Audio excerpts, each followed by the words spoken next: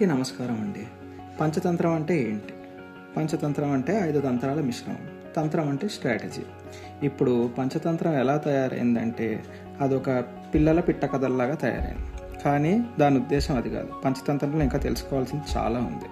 అసలు పంచతంత్రం ఎలాగ మొదలైందనేది ఇప్పుడు మనం చర్చించుకుందాం. చాలా ఏళ్ల కిందట దక్షిణాత్యంలో మహిళారోప్యం అనే నగరం ఉండేది. దాన్ని ఎంతో నీతివంతుడైన రాజు పరిపాలిస్తూ ఉండేవాడు. అమరశక్తి అతని నామం. కానీ అతనికి పుట్టిన 3 పిల్లలు బహుశక్తి, ఉగ్రశక్తి, అనంతశక్తి. వాళ్ళకి అసలు తెలివితేటలే లేకుండా, అసలు ఏమీ నేర్చుకోవడానికి ఇష్టం లేకుండా కాలం సాగిస్తూ ఉన్నారు. వీళ్ళని ఇలా చూస్తూ రాజు చాలా బాధపడేవారు.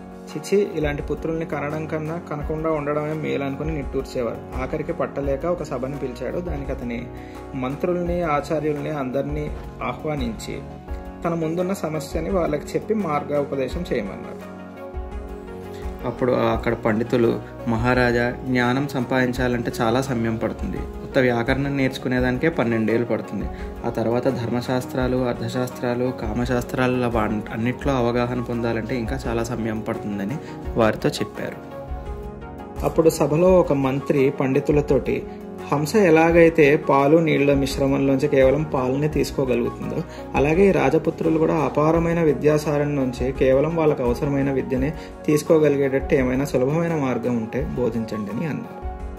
అలా అడుగుతుండగా మంత్రికి విష్ణుశర్మ గురించి గుర్తొచ్చింది.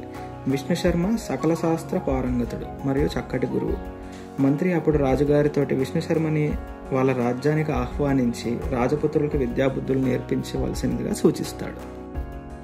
రాజు వెంటనే విష్ణుశర్మని తన రాజ్యానికి ఆహ్వానించి తన పుత్రులకు విద్యాబుద్ధులు నేర్పించవలసిందిగా ప్రార్థిస్తాడు. బహుమతిగా తనకి 100 ఊర్ల పైన శాసనాధికారాన్ని ఇస్తానంటాడు.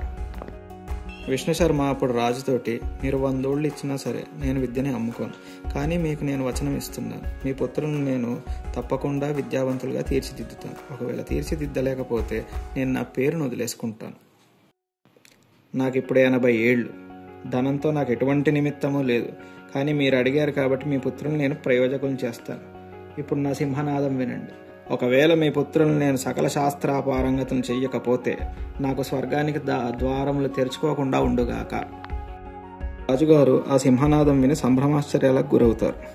సంతోషంగా తన పిల్లలను గురువు గారికి ఇచ్చి గురుకులానికి పంపిస్తారు.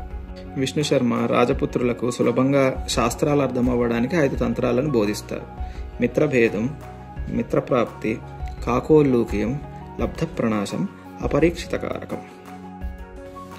మిత్రభేదం, మిత్రుల్ని విడగొట్టే తంత్రం. మిత్రప్రాప్తి, మిత్రుల్ని పొందే తంత్రం. కాకోల్లూకీయం, కాకులు గుడ్లగూబల మధ్య గొడవ. లబ్ధప్రణాశం, దొరికినది ఎలా పోగొట్టుకుంటారో వివరించే తంత్రం. అపరీక్షిత కారకం, ఆలోచించకుండా చేసే పనుల పర్యవసానం వివరించే తంత్రం. రాజుకి ఇచ్చిన మాట ప్రకారం విష్ణుశర్మ 6 నెలల్లోనే ఆ రాజపుత్రులను సర్వశాస్త్ర పారంగతులుగా తీర్చిదిద్దుతారు. ఈ 5 తంత్రాల సంగ్రహమే పంచతంత్రం. పంచతంత్రం తోటి నీతి శాస్త్రాలు సులభంగా బోధింపబడతాయి. అదీతేయ ఇదం నిత్యం నీతిశాస్త్రం శృణోతి చ నా పరాభవం ఆప్నోతి శక్రాదపి కదాచన. ఎంత పెద్ద మాట అన్నాడండి సంస్కృతంలో. మాకు సంస్కృతం లాదులే కానీ తెలుగులో చెప్పు. సరే, ఎవరైతే నిత్యం పంచతంత్రం అధ్యయనం చేస్తారో వాళ్ళని ఇంద్రుడు కూడా పరాభవించలేడు అని అన్నమాట. అవునా? ఓకే. అదండి విషయం. పంచతంత్రం కేవలం చిన్న పిల్లలకే కాదు, పెద్దలకు కూడా దీంట్లో తెలుసుకోవాల్సిన విషయాలు చాలా ఉన్నాయి. మూర్ఖుల్నే శాసనార్హులైన యువరాజులను చేసేంత విషయం ఉంది గ్రంథంలో. అది చెప్పాలనే మా ప్రయత్నం.